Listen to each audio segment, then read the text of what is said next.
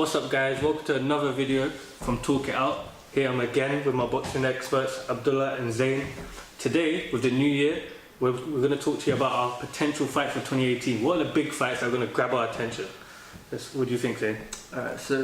Well, obviously I think 2018 was a massive year for boxing. It was a banner year and it sort of pushed boxing into the world of sports more, and I feel like it set up 2018 really well with appearances from AJ, Klitschko, all of Canelo, Golovkin, all these big fights, and a lot of them are set up for rematches. There's always Canelo, Golovkin part 2, but I feel like the heavyweight division recently is really starting to pick up a lot now, and it's looking a lot more interesting, especially with the likes of AJ, Wilder potentially fight, Fury coming back into the mix, and other fighters such as Ortiz and Parker looking to all fight.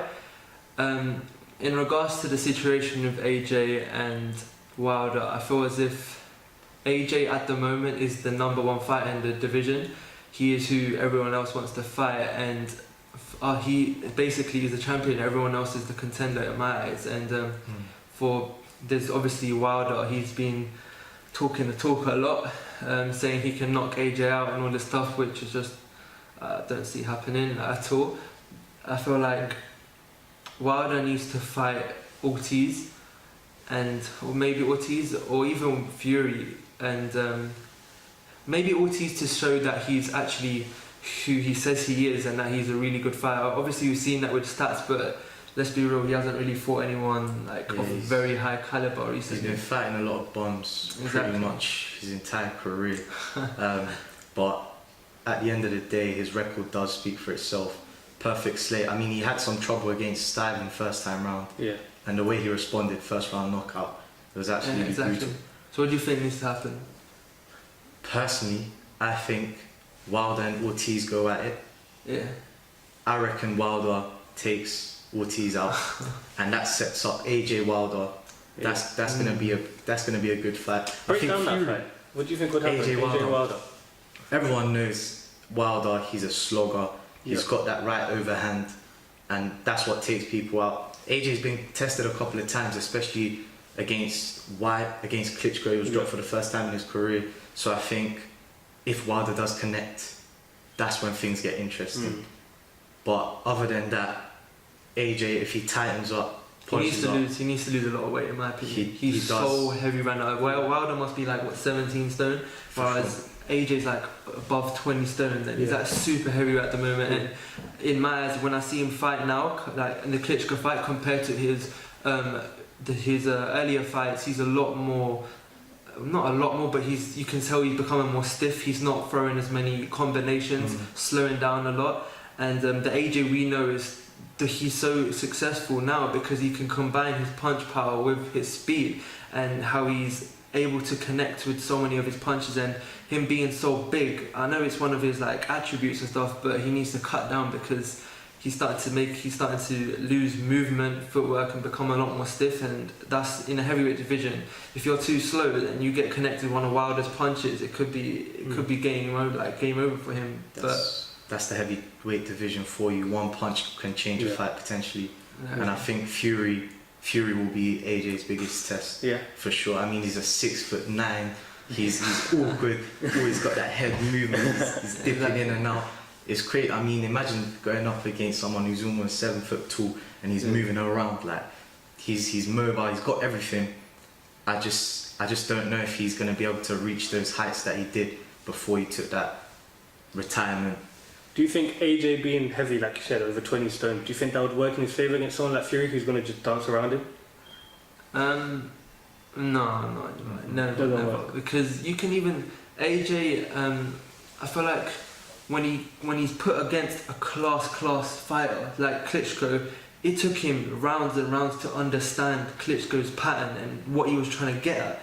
And with Tyson Fury's pattern and his style being so irregular and so weird, to put it bluntly, AJ's going to have a lot of research to do, for one, to see how he fights, and it's going to take him a few rounds to get into it. And being heavy, losing stamina, trying to throw these heavy punches, trying to knock him out and getting frustrated, it's not going to help.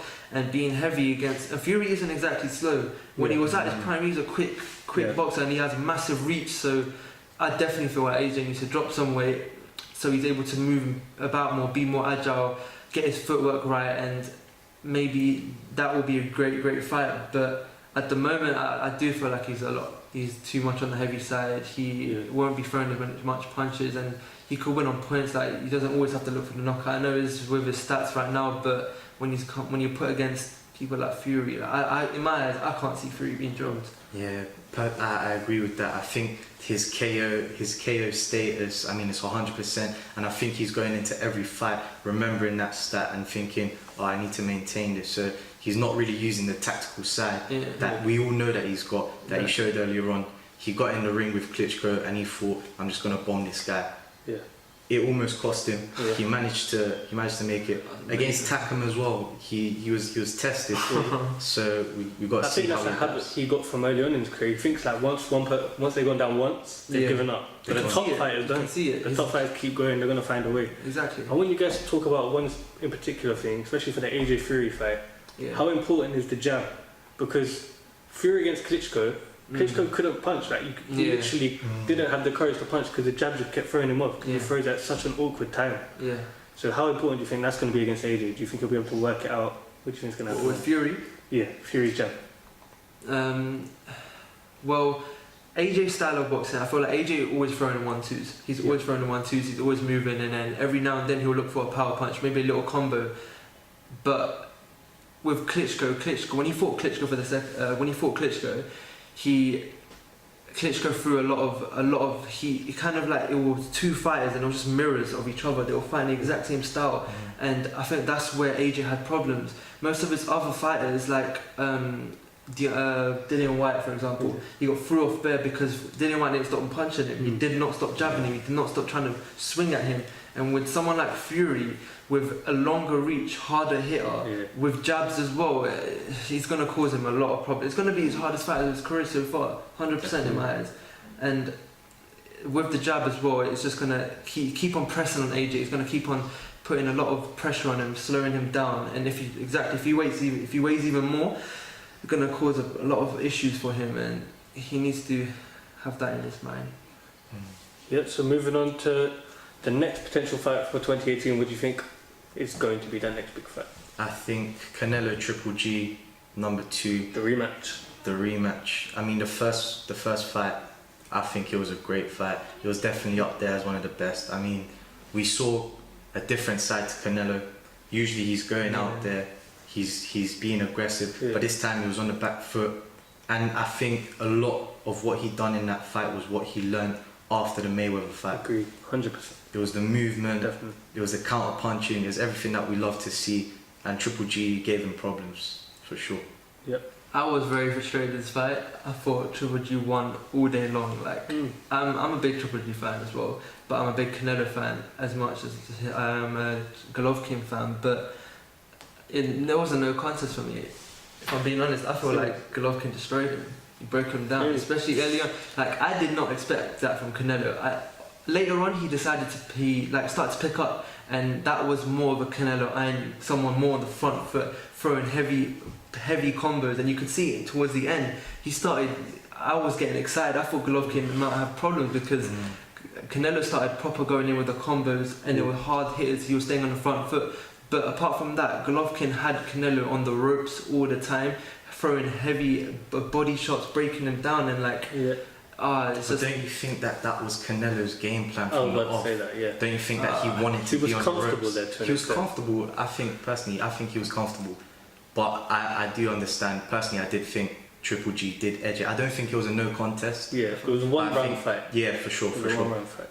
There was this one moment where Canelo came in with a massive overhand. I remember that. He hit he gobbled that up for dinner. It was crazy. He gave him the hardest bang that I've ever seen in my life, and he just took it, continued forward. It's the way he cuts off the rings. It's crazy. But then, if you look at the way Triple G is able to cut off the ring, you have to say that Canelo must be doing something well if he avoided him and worked him that whole fight. Definitely. It's just Canelo and Golovkin. It was a dream for a boxing purist to watch, because both of them are such talented boxers with their skill set, and it's amazing. And them coming together, I feel like it was the fight for the best pound for pound for boxer.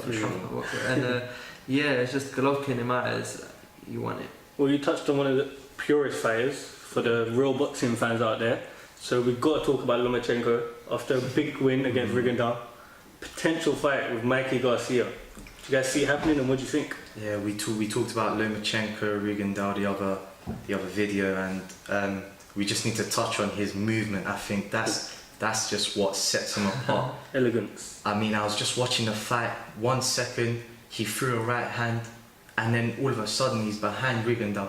And I'm thinking maybe there's something wrong with my stream, like maybe it paused. And I'm just thinking, what's this guy doing? He's just moving around everywhere. He's switching stances. It's just a nightmare for boxers. Exactly. To get in the ring with someone like that. And I think against Mikey Garcia, that's going to be a really good fight. It's going to be a big test. Garcia's going to be the bigger man coming into it. Is he going to drop weight? I think he's at welterweight now. He just fought Bruno, I think. Yeah, that was a good fight as well. But he coming down, he's still going to be the naturally bigger man. He's a harder hitter in my eyes, but Lomachenko, again, I feel like he's on a different level to other boxers. And it's just the way he pivots in his movement, and he can get out of small spaces, he can hit, he constantly is hitting you, and that is the hardest problem for a boxer, because he doesn't give you any space, there's no time to breathe, and he's constantly on you, putting pressure on you. And then they're hard punches as well, like he's not just looking for the points, he's trying to break you down mentally and physically. But Mikey Garcia is a great talent as well. He's a very solid boxer. He surprised a lot of people with the Broner fight, and you could just see he's a hard hitter, and he's got speed as well in the defense. But in my eyes, I see it going to Lomachenko possibly.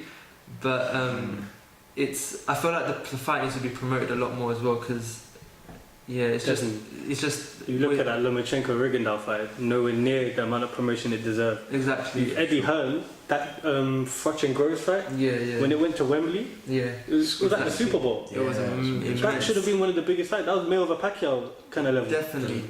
That's what it deserved. The purses were, I just couldn't believe it. Lomachenko was guaranteed 1.2 million and Rigondeaux 400k. I mean, that's under 2 Mayweather million. Mayweather got like 200, 300 million. Yeah, in one night, it's crazy. You got to understand the business side of it at the same time. And I feel like Lomachenko, I know himself, he wants to grow as well. He wants to grow as a boxer, he wants to become more known. But for him, he loves the game so much that he doesn't really care about the money and stuff. But for him to grow as a boxer, he needs to start promoting fights more. He needs to get himself out there and fight bigger people, because he won't be a name in boxing if he doesn't do so. And he definitely deserves to be, because he's bringing something others don't have. So definitely he needs to. So the last thing I want to touch on, I probably want to touch on this. Lomachenko's movement, we spoke about a lot, and it's very draining physically. You have to try and get to him. It's not easy. Rigondeaux showed that. But how draining is it mentally? You can't touch the guy for 12 rounds. It's almost as if you're getting in the ring with someone and they've got 3 seconds to decide what they're going to do next. It's like you're fighting in slow motion. You're throwing a punch. In that time, he'll throw 3 punches and be behind you. Like, it's crazy. So when you go into a fight with Lomachenko, you're going into a game of chess. He is a master. He gets you to do what he wants before it's even started. Sets you up. Exactly. He sets you up for failure. He knows what you're going to do, and I feel like that's how great he is mentally, because for him to break someone down like that and make them, for example, he'll want someone to hit him in the body continuously just so he can come out with the overhand and hit someone. And with Rigondeaux being a low body shot fighter, he was in the fight, you can see him rolling his shoulder a lot, and so he was able to counter that and then hit him again. And it was masterclass. Too smart. Well, that's it, guys. Join us next time.